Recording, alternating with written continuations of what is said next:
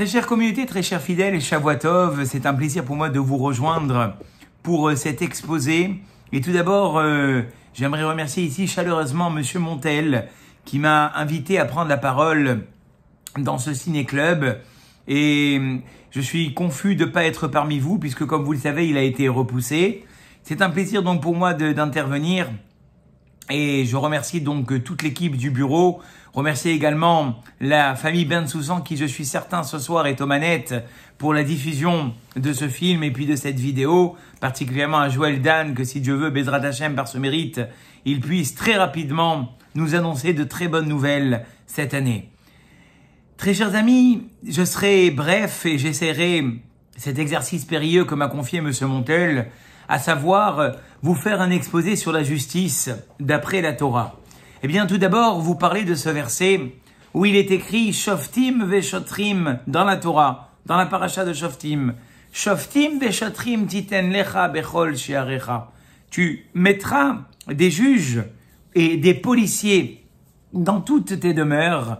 Et donc, il y a ici une prescription apparemment de la Torah de devoir mettre devant chaque porte et porte, ou bien dans chaque ville, un système de justice et également un système de policiers, petit clin d'œil à notre très cher Dan, d'avoir une police dans le peuple juif. Et on sait que dans la Gemara de Sanhedrin, que nous avons un grand plaisir d'ailleurs de partager chaque Shabbat matin avec notre président, avec Cédric Boisiz, avec Monsieur Soufan et Guy Seba, vous êtes d'ailleurs tous les bienvenus.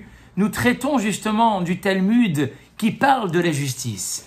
Dans ce Talmud, très chers amis, nous voyons qu'il existe 3 sortes de tribunaux. Le premier tribunal est composé de 3 dayanim, comme nous avons d'ailleurs jusqu'à aujourd'hui dans les tribunaux, nous en parlerons à la fin. Il y a 3 dayanim et ces 3 dayanim-là peuvent juger toutes les différends d'argent et des amendes. Il existait un second tribunal, celui-ci plus sérieux dans le sens où lui traitait des peines de mort et il était composé de 23 dayanim. Et enfin, le grand tribunal, puisque celui-ci s'appelle le Sanhedrin Katan, celui-ci des 23 s'appelle le petit Sanhedrin, il y avait le grand Sanhedrin, le grand tribunal, qui lui était doté de 71 dayanim. Ces dayanim siégeaient ni plus ni moins à l'intérieur, dans l'enceinte du Beth Amikdash, ce qu'on appelait d'ailleurs l'Ishkat Sanhedrin, c'était l'endroit où les dayanim se trouvaient là-bas. Et à cet endroit-là, eux étaient désignés pour juger carrément une tribu entière. Ils pouvaient aussi juger un faux prophète, également juger le Kohen Gadol. Ils étaient là, vous aurez compris, pour les grandes décisions. Sur l'étymologie du mot Sanhedrin, eh bien, il est écrit que c'est un mot grec, la Mishnah le ramène dans le Kiati, et il signifie en grec assemblée d'anciens. Mais le Rav Ovadia Mibartenora, principal commentateur de la Mishnah, il était un rabbin en Italie, dans le 15e siècle, dans la ville justement de Bertenura, en Italie, eh bien lui nous dira que le mot Sanhedrin est ni plus ni moins l'abréviation de la phrase « Sonné adrat panim badin » haï le favoritisme dans le jugement. La Torah nous demande d'haïr le favoritisme dans le jugement. Pour un tribunal classique, très chers amis, très chère communauté, il y avait 3 dayanim, comme nous l'avons dit. Eh bien, ce sont les protagonistes, les parties qui sont en train de se faire juger, qui choisissent leur dayanim. Excusez-moi, chacun avait droit de choisir un dayan et communément, ils devaient ensemble choisir le 3e dayan. Alors, ça pourrait s'entendre qu'il y avait un certain favoritisme, il n'en est rien. Le dayan se doit d'être d'une impartialité totale.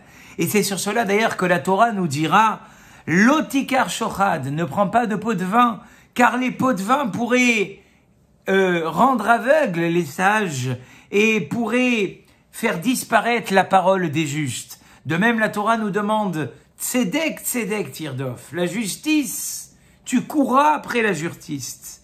Et quand tu juges, ne fais pas d'impair dans la justice. Ne pense pas favoriser celui qui n'a pas de moyens. n'honore pas celui qui a des moyens et juge finalement avec justice. On voit ici la demande expresse de la Torah d'avoir l'impartialité dans la justice. Et je ramène toujours l'exemple de notre président qui nous disait que notre Dayan, une fois, s'est rendu compte qu'il y avait quelqu'un qui avait pris coutume de lui amener, le Rav Shmuel Meloul, de lui amener du café. Tous les matins ou tous les l'après-midi, il lui servait un café. Et une fois, il a dit à cette personne, tu sais, si un jour je dois te juger, il me sera interdit de le faire. Car maintenant que tu m'as donné, excusez-moi, cette opportunité d'avoir du café, de boire du café, je ne peux plus déjà te juger. Il y a d'ailleurs une sélection très scrupuleuse quant aux dayanim et aux témoins. Ils seront immédiatement invalidés si on se rend compte que ce sont des joueurs de jeux à argent, comme des joueurs de cartes, de poker, ou qu'ils prêtent de l'argent avec intérêt. On invalidait immédiatement ces témoins ou ces juges. De même, les juges et les témoins ne doivent avoir aucun lien familial avec les protagonistes jugés. D'ailleurs, quand on fait un mariage, comme nous l'avons fait encore ce jeudi, on vérifie expressément que les témoins qui vont témoigner, j'étais d'ailleurs témoin pour le mariage de Yaniv, eh bien, je n'ai aucun lien de parenté avec Yaniv, sinon je ne peux pas être témoin pour son mariage. On demande vraiment à vérifier jusqu'à de nombreux degrés en arrière qu'il n'y ait pas de lien de parenté. Pour chaque témoin, il est lui aussi vérifié d'une façon scrupuleuse. Il est vérifié séparément pour voir si la véracité de son témoignage tient debout. La Talmud nous dit qu'il y avait 7 enquêtes menées contre chaque témoin pour voir véritablement la véracité de son témoignage. Pour la peine de mort, eh bien, on remarquera à travers le Talmud, avec M. Lévy et les autres participants, que la Torah, le Talmud va faire bras et mains pour que finalement on ne mette pas à mort cette personne. Et si finalement elle devait être mise à mort, qui la mettait à mort en premier? Les témoins. Pour qu'ils finalement se rendent compte de l'impact de leur témoignage, qu'ils soient conscients de ce qu'ils sont en train de faire. Le Bedin s'assoit en demi-lune et à leur droite et à leur gauche se trouvent des scribes qui vont écrire les paroles de ceux qui condamnent et de ceux qui acquittent avec bien évidemment leurs propos. Devant eux, il y avait 3 rangées de dayanim, dans un cas où c'est un bedin de 23 personnes, il y a 3 rangées de 23 autres sages, chacun assis selon son niveau, de manière à ce que si jamais un dayan est malade ou Dieu nous en préserve est décédé, le premier de la première rangée, qui est donc le plus illustre, prend la place du dayan et tout le monde, un peu comme des chaises musicales, se décale et avance dans ces rangées-là. Et aussi, pourquoi est-ce que ces 3 rangées de pratiquement 69 dayanim sont ici? Parce que si on arrive, le Talmud nous dira, finalement à une égalité, ou que la majorité, écoutez bien ça, pour condamner la personne n'est que d'une personne en plus, c'est-à-dire 12 contre 11, ça ne marche pas.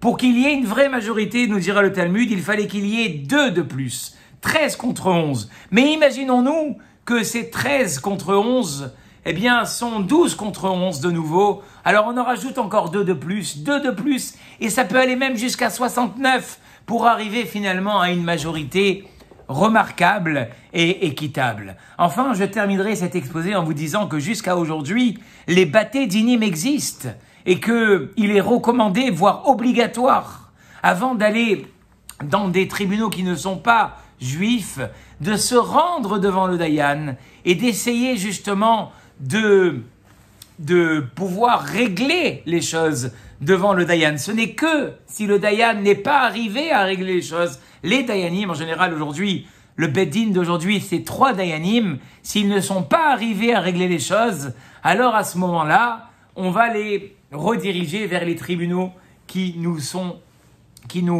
à côté. Voilà, très chers amis, quelques mots. Je n'aimerais pas dépasser les 10 minutes alors que je n'en avais que 5. Je vous souhaite un grand Shavua Tov. Je remercie de nouveau Monsieur Montel, tous les membres du Bureau, notre cher président et tous les participants. Bessorot Tovot, de bonnes nouvelles et que des bonnes choses pour vous tous. Et à très bientôt parmi vous.